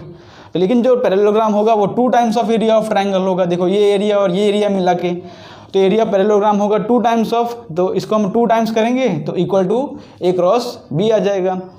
तो वही हो जाएगा हमारा सेकंड पॉइंट। सेकंड पॉइंट भी यहाँ लिख लेते हैं, साथ साथ ही लिख लेते हैं हम कि magnitude of cross product gives area of parallelogram. ठीक है, तो magnitude of cross product give area of parallelogram. और सेकंड पॉइंट यहाँ पर लिखते हैं कुछ इस तरह से लिखते हैं सेकंड पॉइंट। पहला पॉइंट तो आप समझ गए, यहाँ पर ये पॉइंट भी आपने नोट कर लिया होगा। सेकंड पॉइंट यहाँ पर लिखते हैं second point, area of triangle is equal to half of A cross B. Half of A cross B किस तरह से होता है, देखो यहाँ पर फिर से बता देता हूँ आपको कि सपोज ये हमारा एक ट्रायंगल है, ये हमारा ट्रायंगल, हमारा ये 2 वेक्टर है। 2 वेक्टर किस तरह से ज्वाइन हो ट्रायंगल के अंदर उससे फ़र्क नहीं पड़ता, हमारा ये एक ट्रायंगल है। देखो नीचे का ये बेस है और हमको हाइट फाइंड करना है, तो ये बी वेक्टर होगा, तो ये हमारा बी साइन थीटा हो जाएगा। तो एरिया ऑफ ट्रायंगल क्या होता है, half into base into height, तो हाफ है, बेस है हमारा ए और हाइट है हमारा बी साइन थीटा, तो half into A B sine theta हो गया, तो half into A B sine theta हो गया, और ए बी साइन थीटा होता है ए क्रॉस बी। तो हमारा एरिया ऑफ ट्रायंगल क्या हो गया, half of A cross B. Means हमको किसी ने अगर बोल दिया कि एरिया ऑफ ट्रायंगल फाइंड करो और हमको दो वेक्टर दिया होगा ए और बी, तो हम क्या करेंगे, उसका क्रॉस प्रोडक्ट फाइंड कर लेंगे और उसको 2 से डिवाइड कर देंगे तो हमको मिल जाएगा एरिया ऑफ ट्रायंगल। लेकिन अगर किसी ने हमको एरिया ऑफ पैरेललोग्राम पूछा तो हम डायरेक्टली क्रॉस प्रोडक्ट कर देंगे और उसका मैग्नीट्यूड फाइंड कर लेंगे तो हमको मिल जाएगा area of parallelogram. Because area of parallelogram क्या आ रहा है, ए क्रॉस बी, और एरिया ऑफ ट्रायंगल क्या आ रहा है, half of A cross B. तो इतना पार्ट आप समझ गए होंगे। तो इसको अब रफ करके अब देखते हैं कि जो पैरेललोग्राम होता है, मीन्स जो क्रॉस प्रोडक्ट होता है, उसको कार्टेशियन फॉर्म में किस तरह से सॉल्व किया जाए। अगर आई जेड के का टर्म दिया हो तो उसको किस तरह से सॉल्व करा जाए वो हम देखते हैं। इसको यहाँ से रफ कर देते हैं। अब हमारा नेक्स्ट टॉपिक हो जाएगा cross product in the Cartesian form. Cross product in Cartesian form. Cartesian form क्या होता है, जिसमें आई जी के का टर्म हो, आई जी के वाले टर्म्स होते हैं, मीन्स वेक्टर फॉर्म में दिया हो तो उसमें किस तरह से क्रॉस प्रोडक्ट किया जाए। जैसे एग्जांपल लेते हैं, यहाँ पर कोई जनरल एग्जांपल लेते हैं। जैसे ए वेक्टर हमको दिया है यहाँ पर A x I cap plus A Y J cap plus A Z के कैप। ये ए x A y A z ये कॉन्स्टेंट्स हैं। उसी तरह से हमको बी वेक्टर दिया है यहाँ पर बी एक्स आई कैप प्लस बी वाई जे कैप प्लस बी जेड के कैप। हमको यहाँ पर ए और बी वेक्टर दिया है। अब बोला है कि इसका क्रॉस प्रोडक्ट करना है और ये दोनों वेक्टर कार्टेशियन फॉर्म में है। तो कार्टेशियन फॉर्म में किस तरह से क्रॉस प्रोडक्ट करना है, पहले एक बार स्टैंडर्ड मेथड देखते हैं, उसके बाद जनरली जो हम मेथड अप्लाई करेंगे वही देखेंगे। वही मेथड तो अप्लाई करना है, लेकिन उसके पहले एक बार हम स्टैंडर्ड मेथड देख लेते हैं, जो कि बहुत ही लंबा है और बहुत ही घिसा पिटार सा मेथड है, जो कि आपको बिल्कुल फॉलो करना नहीं चाहिए। पहले बता दे रहा हूँ कि ये मेथड को आपको बिल्कुल फॉलो करना नहीं है, लेकिन सीखने के लिए ये मेथड देखना बहुत ज़रूरी है। देखो यहाँ पर दो वेक्टर्स दिए हैं हमको, ये हमारा ए एक्स आई कैप है, यहाँ पर ए वाई जे कैप है और ए जेड के कैप है। क्रॉस बी वेक्टर दिया है हमको यहाँ पर बी एक्स आई कैप बी वाई जे कैप और बी जेड के कैप। हमको दो वेक्टर का क्रॉस प्रोडक्ट करना है तो सिंपली यहाँ पर हम डिस्ट्रीब्यूटिव लॉ लगा सकते हैं। मीन्स इसको पहले इसके साथ मल्टीप्लाई करेंगे, फिर इसको इसके साथ, फिर इसको इसके साथ। देखते हैं पहले क्या होगा।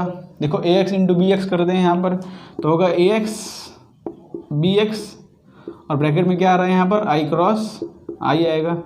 ठीक है, कांस्टेंट को हमने बाहर निकाल लिया और आई क्रॉस आई लिख दिया यहाँ पर, और प्लस फिर इसको इसके साथ मल्टीप्लाई करेंगे, होगा ए एक्स इंटू बी वाई और क्या हो रहा है आई क्रॉस जे हो रहा है यहाँ पर। ठीक है, इसकी वैल्यू लिखेंगे बाद में, लेकिन अब अभी सिंपली ऐसे लिख रहा हूँ। फिर यहाँ पर इसको इसके साथ मल्टीप्लाई करेंगे। पहले हमने इसको इसके साथ मल्टीप्लाई किया, फिर इसको इसके साथ, फिर इसको इसके साथ कर रहा हूँ। देखो क्या हो जाएगा, यहाँ पर हो जाएगा A x I cap plus A x into B z और ब्रैकेट में आएगा आई क्रॉस के कैप। इस तरह से ब्रैकेट में आ रहा है। अब इसको लेना शुरू करते हैं। ठीक है, प्लस साइन में यहाँ पे आएगा, यहाँ पे ये हो जाएगा ए y into B x, A y into B x और क्या आ रहा है जे क्रॉस आई, तो जे क्रॉस आई यहाँ पर आएगा, प्लस यहाँ पर आ रहा है ए वाई इंटू बी वाई, ए वाई इंटू बी वाई और जे क्रॉस जे आ रहा है, और यहाँ पर आ रहा है ए y into B Z, A y into B z और क्या आ रहा है यहाँ पर जे क्रॉस के आ रहा है। ठीक है, उसी तरह से हम तीसरा टर्म लेंगे यहाँ पर। ये मेथड आपको फॉलो नहीं करना है, लेकिन ये मेथड आप देख लो, इतना लंबा आपको करना नहीं पड़ेगा। एक सिंपल सा शॉर्टकट बताऊंगा जो आपको सिंपल से अप्लाई कर देना है, आपका आंसर आ जाएगा यहाँ पर। फिर उसके बाद जेड का टर्म लेंगे, जेड को फिर एक्स के साथ, वाई के साथ और जेड के साथ। फिर देखो हो जाएगा ए जेड इंटू बी एक्स, क्या हो रहा है के क्रॉस आई, प्लस ए जेड इंटू बी वाई, क्या आ रहा है यहाँ पर के क्रॉस जे, प्लस यहाँ पर ए जेड इंटू बी जेड और क्या आ रहा है यहाँ पर के क्रॉस के। ठीक है, तो यहाँ पर हमारे पास टोटल कितने टर्म्स आए, 9 टर्म्स। अब यहाँ पर इसको सॉल्व करना शुरू करते हैं। देखो यहाँ पर आई क्रॉस आई, जे क्रॉस जे और के क्रॉस के तो 0 हो जाएगा, बिकॉज मैंने बताया था आपको कि सेल्फ के साथ क्रॉस प्रोडक्ट क्या होता है 0। तुम्हारा ये टर्म तो हो गया 0, ये टर्म हो गया 0 और ये टर्म हमारा हो गया 0। अब बचे 6 टर्म्स हमारे पास। ये दिस 2 और दिस 2, टोटल कितने बचे 6 टर्म्स। अब क्या करते हैं हम यहाँ पर, देखो यहाँ पर क्या है आई क्रॉस जे, तो हम बना लेते हैं यहाँ पर, देखो आई जे और के, ये हमारा क्लॉकवाइज मूवमेंट है, ठीक है। तो आई क्रॉस जे का आंसर क्या होगा, आई क्रॉस जे का आंसर होगा के, क्लॉकवाइज मूवमेंट है इसलिए किया जाएगा। तो लिखना शुरू करते हैं हम, ए एक्स इंटू बी वाई और हमारा आंसर आ रहा है के कैप, ठीक है। A x into B y into के कैप लिखते हैं प्लस, उसके बाद देखो आई क्रॉस के, तो आई क्रॉस के एंटी क्लॉकवाइज मूवमेंट कर रहे हैं आई क्रॉस के में, तो आंसर आएगा माइनस जे कैप। तो हमारा इसका आंसर क्या आएगा, देखो इसका आंसर आएगा माइनस जे कैप, तो यहाँ माइनस से लिखते हैं, minus A x into B z, और जो माइनस जे कैप था मैंने माइनस यहाँ पर आगे लिख लिया, ठीक है। उसके बाद ये टर्म बचा है यहाँ पर A y into B x, तो लिखते हैं ए y into B x, A y into B x लिखेंगे। और जे क्रॉस आई पूछा है, देखो जे क्रॉस आई जो है वो भी नेगेटिव टर्म, देखो क्योंकि एंटी क्लॉकवाइज मूवमेंट है तो आंसर तो क्या आएगा पर नेगेटिव किया आएगा, ठीक है। तो माइनस ए वाई इंटू बी एक्स और आंसर क्या आएगा जे क्रॉस आई का के कैप, माइनस के का माइनस यहाँ पर लिख लिया मैंने। उसके बाद बचा ये term A y into B Z, A y into B Z लिखेंगे और जे क्रॉस के है, तो जे क्रॉस के, देखो जे क्रॉस के का क्लॉकवाइज मूवमेंट है तो आंसर आएगा आई कैप, तो हो जाएगा ए वाई इंटू बी जेड और आई कैप हो जाएगा प्लस यहाँ पर ये टर्म देखते हैं के क्रॉस आई, तो के क्रॉस आई देखो यहाँ पर के क्रॉस आई जो है एंटी क्लॉकवाइज है, के क्रॉस आई जो है क्लॉकवाइज है, तो इसका आंसर आ जाएगा जे कैप। तो यहाँ पर ए जेड इंटू बी एक्स और के क्रॉस आई है तो जे कैप हो जाएगा प्लस, उसके बाद के क्रॉस जे, तो के क्रॉस जे देखो, के क्रॉस जे देखो इस तरफ मूवमेंट आ रहा है जो है एंटी क्लॉकवाइज, तो आंसर आएगा माइनस आई कैप। तो के क्रॉस जे का आंसर आएगा माइनस आई कैप, तो यहाँ पर माइनस लिखो और ए जेड इंटू बी वाई आई कैप। तो हमने यहाँ पर जो 6 टर्म्स आ रहे हैं उसको इसका हमने इस तरह से लिख लिया। अब हम क्या करते हैं यहाँ पर आई और जे वाले और के वाले टर्म्स को हम साथ में लिख लेते हैं। तो आई वाले टर्म्स कौन से हैं हमारे पास, ये आई वाला टर्म है और ये वाला हमारे पास आई वाला टर्म है, तो दोनों को साथ में लिख लेते हैं हम। तो क्या हो जाएगा यहाँ पर A y into B z और minus A z into B y into i cap. और यहाँ पर मैं कंपलसरी माइनस साइन लगा रहा हूँ। ये माइनस साइन क्यों लगा रहा हूँ ये आपको मैं शॉर्ट ट्रिक जब करूँगा तब दिखाऊंगा, अभी आप रिमेंबर कर लो कि यहाँ पर मैंने माइनस साइन लगाया है यहाँ पर। अब हम जे वाले टर्म्स को साथ में लिख लेते हैं। तो जे वाला टर्म्स हमारा क्या होगा, यहाँ पर लिखता हूँ मैं, देखो ये 2 टर्म्स है हमारे पास j k, A x into B z, minus तो पहले से मैंने माइनस कॉमन निकाल लिया है यहाँ पर, तो A x into B z और यहाँ पर माइनस कॉमन निकाल लूँगा तो माइनस आ जाएगा ए जेड इंटू बी एक्स, ठीक है। तो यहाँ पर हमारा जे के वाला टर्म ये आ गया। अब के वाला टर्म देख लेते हैं यहाँ पर, प्लस के वाला टर्म्स कौन से हैं, ये वाला टर्म है के वाला और ये वाला टर्म है, तो इसको लिख लेता हूँ मैं, हो जाएगा A x into B y minus A x into B z, ठीक है। यहाँ पर हमने एक टर्म देख लिया, यहाँ पर क्या आ गया ए x A y into B x आएगा, यहाँ पर A y into B x. तो हमने आई जे और के टर्म्स को सेपरेट आउट कर लिया है यहाँ पर। तो देखो हमारा इसका आंसर क्या आ रहा है, हमने ए क्रॉस बी को क्रॉस वेक्टर किया तो हमारा जो आंसर आ रहा है, हमको 2 वेक्टर दिया था ए क्रॉस बी, हमने इसका क्रॉस प्रोडक्ट निकाला तो हमारा आंसर ये आ रहा है। ये देखो कितना लंबा सा आंसर आ रहा है और कितना लंबा इसका मेथड था करने के लिए।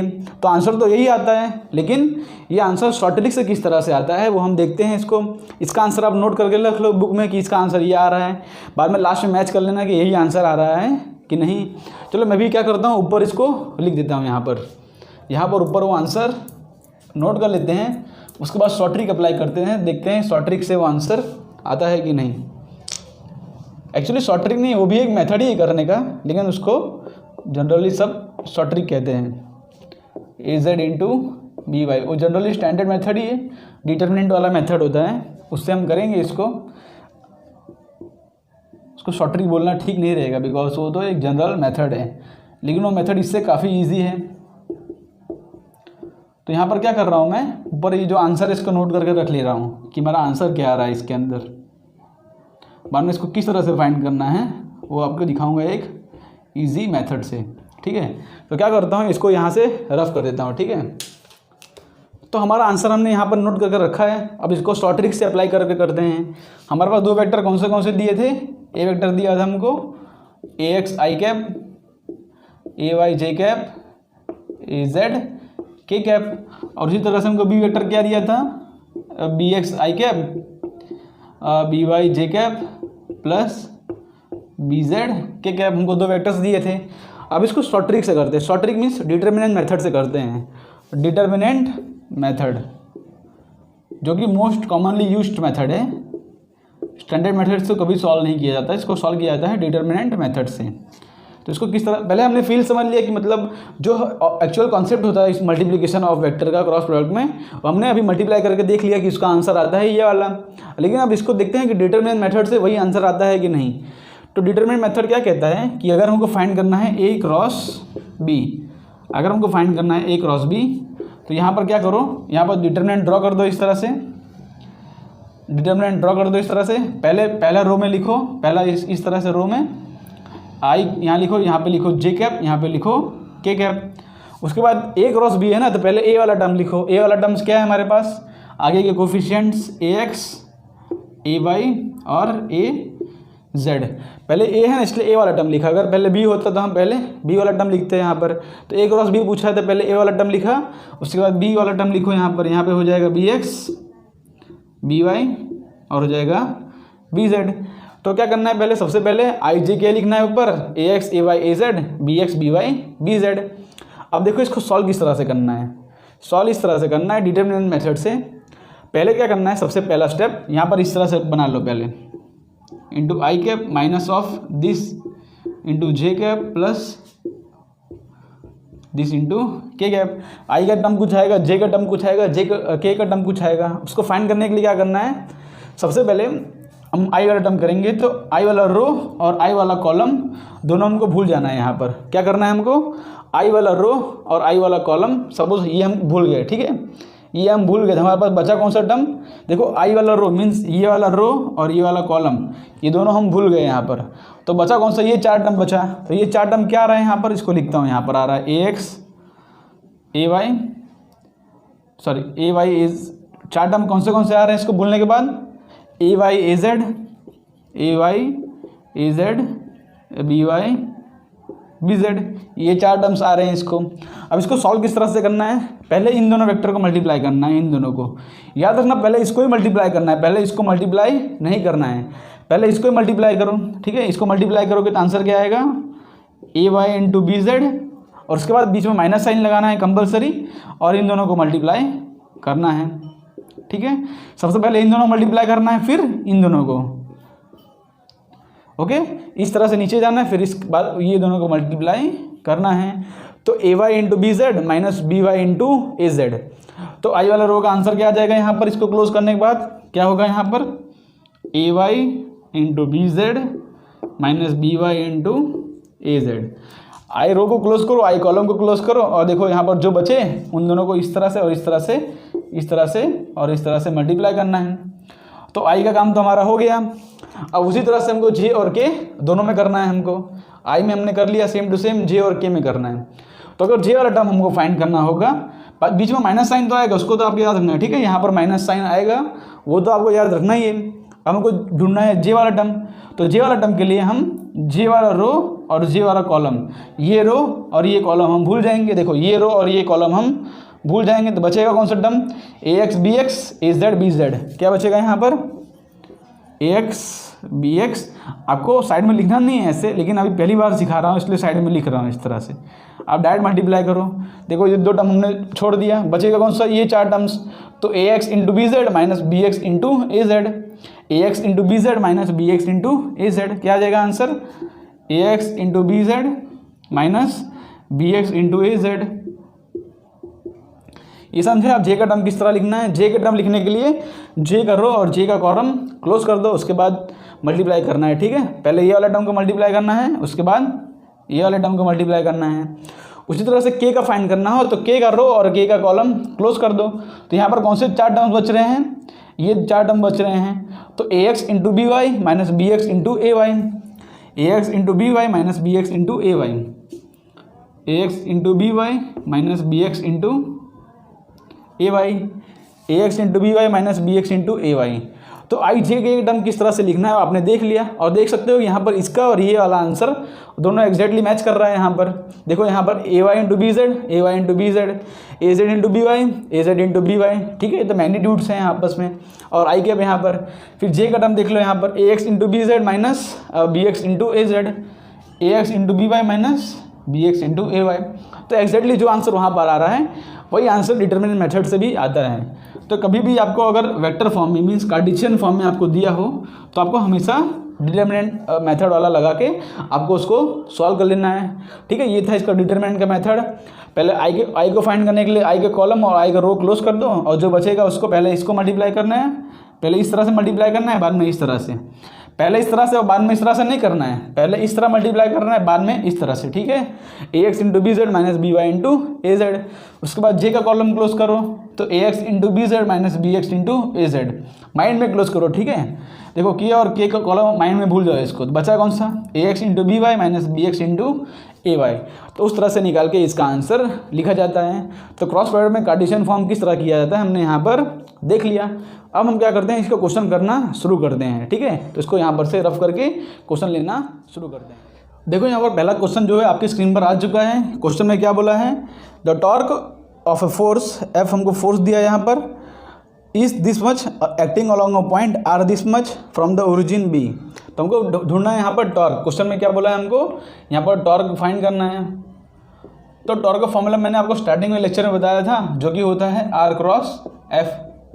आपको क्रॉस वेक्टर में दो फॉर्मूला याद रखो अभी, टॉर्क का जो होता है आर क्रॉस एफ, और एंगुलर मोमेंटम का जो होता है आर क्रॉस पी, ठीक है। आर क्रॉस एफ यहाँ पे करना है हमको। आर वेक्टर क्या दिया है यहाँ पर, आर वेक्टर हमको दिया है 3 आई कैप प्लस 2 जे कैप प्लस 3 के कैप, ये हमको आर वेक्टर दिया है यहाँ पर। और हमको एफ वेक्टर क्या दिया है, फोर्स क्या दिया है हमको यहाँ पर, 2 आई कैप माइनस 3 जे कैप प्लस 4 के कैप, हमको यहाँ पर ये फोर्स दिया है। तो हमको फाइंड करना है आर क्रॉस एफ। हमको क्या फाइंड करना है यहाँ पर, आर क्रॉस एफ। तो हम इसको डिटरमिनेंट मेथड से करना शुरू करते हैं। तो आर क्रॉस एफ फाइंड करना है, तो क्या करोगे आप, पहले यहाँ पर डिटरमिनेंट बनाओगे, आई जे के, आप इस तरह से डिटरमिनेंट बनाओगे। उसके बाद पहले आर वाला टर्म लिखना है, बिकॉज आर क्रॉस एफ है। तो आर वाला टर्म्स कौन से हैं, 3 2 3। उसके बाद एफ का टर्म लिखना है, कौन से हैं, 2 -3 और 4, 2 -3 एंड 4। तो हमने टर्म्स लिख दिया यहाँ पर। तो अब किस तरह से करना है, पहले यहाँ पर ब्रैकेट बनाओ, आई कैप ब्रैकेट बनाओ, जे कैप ब्रैकेट बनाओ, के कैप। यहाँ पे सी माइनस साइन आएगा, वही आपको याद रखना है कि जे कैप के सामने माइनस साइन आएगा। तो करना क्या है, पहले आई के रो को और आई के कॉलम को क्लोज कर दो। तो यहाँ पर क्या होगा, देखो 2 × 4 8, और देखो यहाँ पर 2 × 4 क्या हो जाएगा 8, माइनस 3 × 3 हो जाएगा -9। समझ रहे हो, देखो 2 × 4 हो जाएगा 8, और माइनस किया हमने, माइनस तो आता है बीच में, और -3 × 3 हो जाएगा -9। तो हमारा आई कैप का टर्म हो गया। तो जे कैप के लिए जे कैप का टर्म को क्लोज कर दो, ये वाला टर्म्स दोनों क्लोज कर दो। तो हो जाएगा 3 × 4 मीन्स 12 हो जाएगा, और 2 × 3 हो जाएगा मीन्स 6 हो जाएगा। 3 × 4 12 माइनस 2 × 6 हो गया 6, 2 × 3 हो गया 6। उसी तरह से के का टर्म फाइंड करना हो तो के करो और के का कॉलम क्लोज कर दो। तो 3 × 3 -9, 3 × 3 हो जाएगा -9, माइनस 2 × 2 हो जाएगा -4। तो हमारा आंसर क्या आ रहा है यहाँ पर, देखो 8 माइनस प्लस हो जाएगा 17 आई कैप, यहाँ पर माइनस आ रहा है 12 - 6 जे कैप, -9 -4 होता है -13 के कैप। तो हमारा आर क्रॉस एफ मीन्स हमारा जो टॉर्क आ रहा है, ये टॉर्क है ना, आर क्रॉस एफ क्या है, टॉर्क है। तो टॉर्क के हमारा जो टॉर्क वेक्टर आ रहा है वो आ रहा है 17 आई कैप -6 जे कैप और -13 के कैप। तो ये कौन सा ऑप्शन में आ रहा है, ये ऑप्शन में आ रहा है बी ऑप्शन। तो हमारा हो जाएगा बी ऑप्शन करेक्ट। सपोज अगर हमको यहाँ पर इसका मैग्नीट्यूड पूछा हो तो मैग्नीट्यूड फाइंड करने के लिए क्या करोगे आप आई जे के टर्म का तीनों का स्क्वायर कर दोगे अंडर रूट में, हो जाएगा 17 का स्क्वायर प्लस हो जाएगा 6 का स्क्वायर प्लस हो जाएगा 13 का स्क्वायर। तो इसका जो भी आंसर आएगा आप लिख दोगे। तो ये हमारा फर्स्ट क्वेश्चन था जिसके हमने टॉर फाइंड किया। टॉर का फॉर्मूला होता है आर क्रॉस एफ और डिटरमिनेंट मेथड से हमने उसका आंसर निकाल लिया। तो सिंपल सा क्वेश्चन था, मैग्नीट्यूड भी फाइंड कर लिया। तो अब करते हैं अपना हम सेकंड क्वेश्चन, इसको यहाँ पर से रफ कर देते हैं। देखो यहाँ पर नेक्स्ट क्वेश्चन जो है आपके स्क्रीन पर आ चुका है। क्वेश्चन में क्या बोला है, if A cross B equal to C vector then which of the following statement is wrong. Question में क्या बोला है कि A cross B equal to C vector है, तो which of the following statement is wrong, means इनमें से 3 statement correct है और एक रॉन्ग है। तो इसको कैसे फाइंड करेंगे, देखो यहाँ पर देखो हमको दो एक क्रॉस बी दिया, उसका रिजल्टेंट सी है। तो हम क्या करते हैं, यहाँ पर एक प्लेन ड्रॉ कर लेते हैं और उसके ऊपर 2 वेक्टर ड्रॉ कर लेते हैं जो कि हो जाएगा ए और बी। ठीक है, ए वेक्टर ड्रॉ कर लेंगे, बी वेक्टर ड्रॉ कर लेंगे।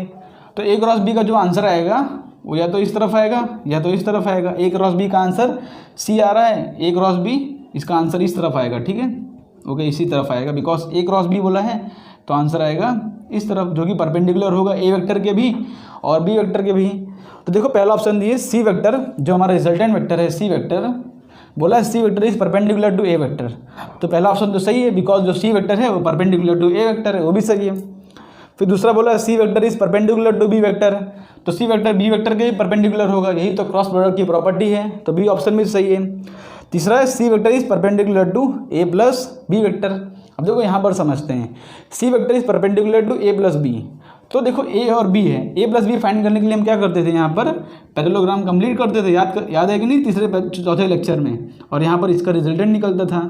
तो इसका जो रिजल्टेंट आता है ए और बी का, ए प्लस बी का, ये हमारा रिजल्टेंट होता था ए वेक्टर प्लस बी वेक्टर। ये ए प्लस बी वेक्टर भी ए और बी के प्लेन में ही होता है, मीन्स अगर एक्स वाई प्लेन में हमारा ए बी हो तो जो ए प्लस बी निकलता है वो भी उसी प्लेन में होता है। मीन्स जो सी वेक्टर होगा अगर ए और बी के परपेंडिकुलर है तो डेफिनेटली ए प्लस बी वेक्टर के भी वो परपेंडिकुलर होगा। तो हमारा सी ऑप्शन हो जाएगा वो भी करेक्ट हो जाएगा।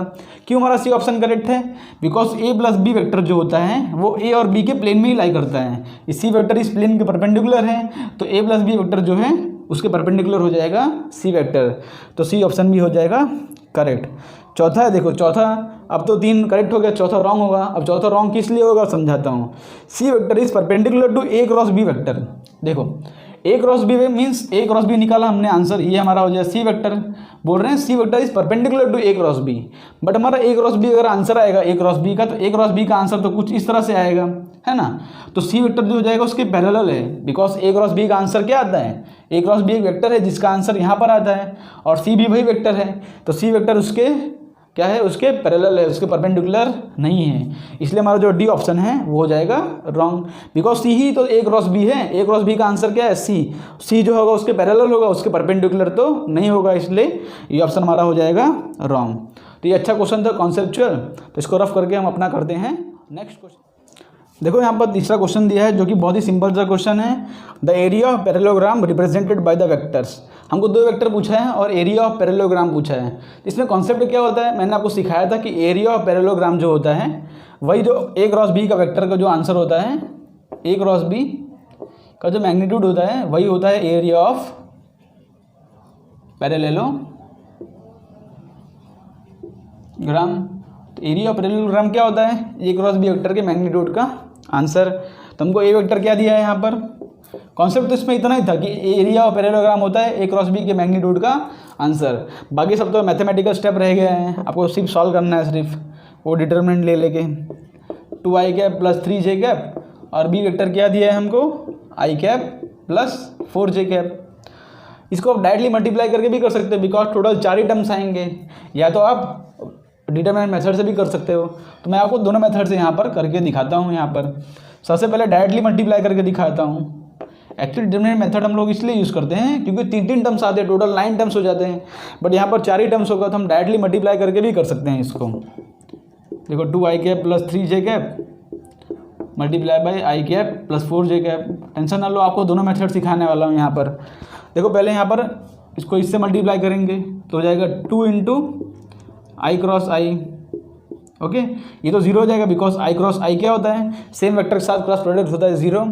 उसके बाद 2 इंटू 4 करेंगे 8, और आई क्रॉस जे क्या होता है यहाँ पर ड्रॉ कर लेते हैं। देखो आई जे और के, तो आई क्रॉस जे क्या होगा, आई क्रॉस जे होगा, ये क्लॉकवाइज मूवमेंट है तो आई क्रॉस जे हो जाएगा के वेक्टर। तो 2 इंटू 4 8, 8 इंटू के कैप। उसी हिसाब से देखो यहाँ पर जे क्रॉस आई करेंगे यहाँ पर प्लस 3 इंटू जे क्रॉस आई। जे क्रॉस आई जो है एंटी क्लॉकवाइज मोमेंट है, तो इसका आंसर आ जाएगा माइनस के कैप। ठीक है, और उसके बाद यहाँ पर जे क्रॉस जे करेंगे वो तो हो जाएगा 0। तो हमारा आंसर क्या आ रहा है यहाँ पर 8 के कैप माइनस 3 के कैप, तो हो जाएगा 8 माइनस 3 इंटू के cap which is equal to 5 K cap. तो हमने डायरेक्टली सॉल्व किया, तो हमारा जो आंसर आ रहा है वो आ रहा है 5 के कैप। ठीक है, अब इसको डिटर्मिनेंट मेथड से भी एक बार देख लेते हैं। तो हमारा एरिया ऑफ पैरेललोग्राम क्या हो जाएगा? एरिया ऑफ पैरेललोग्राम तो सिंपल है, अंडर रूट ऑफ इसका स्क्वायर, इसका आंसर आ जाएगा 5। हमारा एरिया ऑफ पैरेललोग्राम क्या हो जाएगा? 5। अब हमको डिटरमिनेंट मेथड से देख लेते हैं इसको। हमको फाइंड करना है ए क्रॉस बी। ठीक है, हमको फाइंड करना है यहाँ पर ए क्रॉस बी। तो आई जे और के का टर्म लिख लो यहाँ पर, और उसके बाद यहाँ पर ए हमको क्या दिया है यहाँ पर 2 3 और के का टर्म तो दिया नहीं है, तो उसको हम यहाँ पर 0 लिख लेंगे। और बी क्या दिया है हमको 1 4 और के का टर्म नहीं लिखा तो 0। उसको सिंपली यहाँ पर ड्रॉ कर लो। यहाँ पर आंसर इसका जो भी होगा एरिया इक्वल टू ये आई कैप जे कैप प्लस के कैप। यहाँ पे के कैप ड्रॉ कर लेता हूँ, नीचे रख लेता हूँ इसको। ठीक है, तो आई कैप वाला टर्म देखते हैं। हमने आई इसको क्लोज कर दिया है यहाँ पर, ये रो और ये कॉलम क्लोज कर लिया। तो 3 इंटू 0 माइनस 4 इंटू 0, तो ये तो हो जाएगा 0। उसके बाद जे का टर्म देखते हैं, जे और रो और जे का कॉलम क्लोज कर लेते हैं। 2 इंटू 0 माइनस 1 इंटू 0, तो ये भी हो जाएगा 0। उसके बाद के का टर्म देख लो यहाँ पर, के का रो और के का कॉलम क्लोज कर लो। तो 2 इंटू 4 8 माइनस 3, तो 8 माइनस 3 हो जाएगा 5 के कैप। तो ये तो 0 हो गए, तो हमारा आंसर आ जाएगा 5 के कैप। फिर से एरिया का आंसर क्या आ जाएगा? अंडर रूट का मैग्नीट्यूड हो जाएगा, तो हो जाएगा अंडर रूट ऑफ 5 स्क्वायर इस इक्वल टू हो जाएगा 5। तो दोनों मेथड से आंसर सेम ही आ रहा है। अगर 2 क्रॉस 2 दिया तो डायरेक्टली मल्टीप्लाई भी कर सकते हो आप, 3 क्रॉस 3 में मल्टीप्लाई कर सकते हो, लेकिन वो बड़ा हो जाएगा। अगर लेकिन 2 क्रॉस 2 दिया हो तो डायरेक्टली आप मल्टीप्लाई कर सकते हो। तो ये था हमारा एरिया ऑफ पैरेललोग्राम का क्वेश्चन। अब एक क्वेश्चन कर लेने थे लास्ट, उसके बाद हम लेक्चर को ख़त्म करते हैं। तो इसको यहाँ पर से हम देखो, यहाँ पर एक क्वेश्चन आ चुका है आपके सामने स्क्रीन पर। क्वेश्चन में क्या दिया है? If 2 vectors this and this are parallel to each other then the value of lambda is. 2 vector आपस में पैरेलल हैं। तो मैंने आपको बताया है कि अगर 2 वेक्टर आपस में पैरेलल रहेंगे तो उन दोनों का क्रॉस प्रोडक्ट होता है 0। वही कॉन्सेप्ट यहाँ पर यूज़ करना है। If two vectors are parallel then the cross product is 0। ठीक है, सिंपल सा यहाँ से कॉन्सेप्ट था, 0 वेक्टर आ जाएगा इसका क्रॉस प्रोडक्ट। तो इसको सॉल्व करते हैं। यहाँ पर 2 वेक्टर कौन से दिए हैं? हम यहाँ पर 2 वेक्टर ए और बी से रिप्रेजेंट करते हैं। हो जाएगा 2i cap plus 3j cap minus के कैप, और बी हमको दिया है यहाँ पर minus 4i cap minus 6j cap minus lambda के कैप। ओके, हमको ए बी वेक्टर दिया है यहाँ पर और बोला है कि 2 वेक्टर आपस में पैरेलल हैं। तो हम क्या करते हैं, इसका क्रॉस प्रोडक्ट इक्वल टू 0 कर देते हैं। तो पहले इसका क्रॉस प्रोडक्ट फाइंड कर लेते हैं यहाँ पर। ठीक है, आई हो जाएगा जे और के। उसके बाद कौन से टर्म्स दिए हैं यहाँ पर? 2 3 और -1। तो 2 3 और -1 लिखा है यहाँ पर। और यहाँ पर कौन से टर्म दिए हैं? -4 -6 एंड माइनस लैम्बडा। यहाँ पर 2 टर्म्स दिए हैं, -4 -6 एंड माइनस लैम्बडा यहाँ पर टर्म दिया है। हमको बोला है कि लैम्बडा की वैल्यू फाइंड करनी है। लैम्बडा इक्वल टू क्या है वो हमको फाइंड करना है। तो सेम हम क्या कर लेंगे यहाँ पर, ब्रैकेट करके आई माइनस ब्रैकेट करके जे प्लस ब्रैकेट करके के कर देंगे यहाँ पर। तो आई का आंसर क्या आएगा? आई का रो और आई का कॉलम क्लोज कर लो। तो -3 लैम्बडा, देखो यहाँ पर लिखता हूँ -3 लैम्बडा, और माइनस आएगा बीच में कंपलसरी, और -6 इंटू -1 हो जाएगा 6। -3 लैम्बडा -6। जे का टर्म क्या आ रहा है यहाँ पर? जे का रो और जे का कॉलम क्लोज कर लिया यहाँ पर। तो -2 लैम्बडा यहाँ आ रहा है यहाँ पर से, और इस तरफ से मल्टीप्लाई करेंगे तो -4 इंटू -1 हो जाएगा 4। तो 2 लैम्बडा -4 आ रहा है यहाँ पर। के का टर्म करेंगे यहाँ पर, के का रो और के का कॉलम क्लोज कर लो। तो 2 6 हो जाएगा -12, और माइनस हो जाएगा प्लस, तो 4 3 हो जाएगा 12। तो यहाँ पर हमने -12 हो जाएगा माइनस प्लस 12 यहाँ पर। तो हमने आई जे के टर्म लिख लिया। तो मैंने बोला है कि ये A क्रॉस B है, तो 2 वेक्टर्स पैरेलल हैं, तो A क्रॉस B जो होगा इक्वल टू 0 होगा। तो A क्रॉस B 0 कब होगा? जब i का भी कंपोनेंट, j का भी कंपोनेंट, k का भी कंपोनेंट सब 0 होगा, means coefficient of i, coefficient of j और कोफिशिएंट ऑफ a तीनों 0 होगा, तभी तुम्हारा a क्रॉस b 0 आएगा। तो यहाँ पर हम इसको 0 से इक्वेट कर देते हैं। देखो 3 lambda minus 6 equal to 0, 2 lambda minus 4 equal to 0। हमको यहाँ पर से लैम्बडा की वैल्यू मिल जाएगी। देखो दोनों से सॉल्व कर लो, लैम्बडा की वैल्यू सेम ही आएगी। -3 लैम्बडा इक्वल टू 6, तो लैम्बडा इक्वल टू आ रहा है -2। ओके, यहाँ पर सॉल्व कर लेते हैं। -2 लैम्बडा इक्वल टू 4, तो लैम्बडा की वैल्यू आ रही है -2। तो इसी तरह से आपको सॉल्व करना है। यहाँ पर देखो, यहाँ पर लैम्बडा की वैल्यू -2 आ गई, तो हमने क्रॉस प्रोडक्ट को पैरेलल वेक्टर से 0 करके हमने लैम्बडा की वैल्यू फाइंड कर ली यहाँ पर।